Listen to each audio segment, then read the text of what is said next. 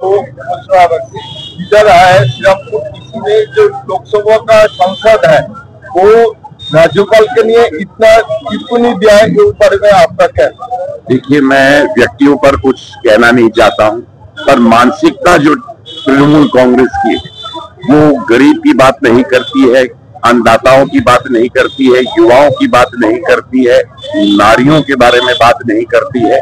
साफ तौर से अगर सिर्फ गाली गलौज करना है, इससे देश ना विकसित होगा और सबसे ज्यादा नुकसान अगर किसी प्रांत को हो रहा है तो वो पश्चिम बंगाल। दूसरा, दिल्ली में जो बम ब्लास्ट हुआ है उसमें भी बंगाल का युद्ध होने का ये मिला है।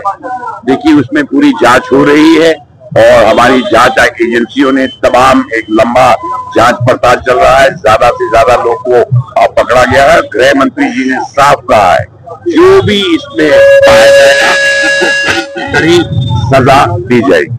माथाभांगा के तृणमूल जो ब्लॉक सभापति है उसने कहा है कि बीजेपी के कर्मियों को हाथ पैर तोड़ के बिहार भेज देंगे, ऐसा या ऋषि में ये बात कही है, क्या बोलेंगे इस बारे में? देखिए, मैं फिर कहता हूँ, तृणमूल कांग्रेस को वेस्ट बंगाल पश्चिम बंगाल के प्रगति से कोई मतलब है। अगर वो सिर्फ यहाँ के लोगों को धमकाने की बात करते हैं, पिटवाने की, और कितने भारतीय जनता पार्टी के कार्यकर्ताओं की हत्या हुई। हमें दुख है कि आज प्रजातंत्र में और हम सरदार वल्लभ भाई पटेल जी के देश में खड़े हैं।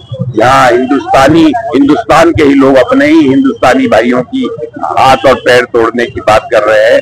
हम इसको बदलाव चाहते हैं। हमें पूर्ण विश्वास है कि पश्चिम बंगाल की जनता आने वाले चुनाव में एक सुनहरा इतिहास लिखने का काम करेगी। प्रगति, विकसित और प्रगतिशील वेस्ट बंगाल भारतीय जनता पार्टी के नेतृत्व में अवश्य बनेगा।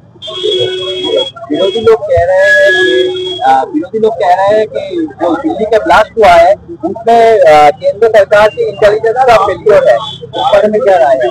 देखिए, इंटेलिजेंस एजेंसियां की कितनी सफलताएं होती है।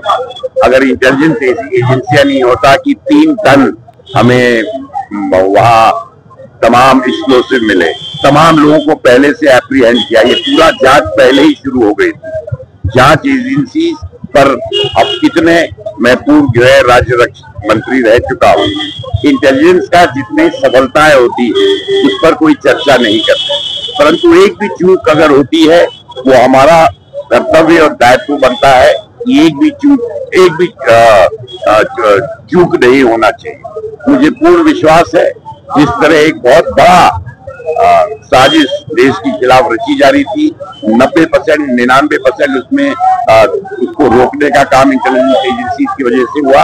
अगर एक भी व्यक्ति हिंदुस्तान का मरता है तो दुखद घटना है, परंतु मुझे पूर्ण विश्वास है जो लोग भी इसमें थे उनका पर्दाफाश होगा और कड़ी से कड़ी सजा उनको दी जाएगी।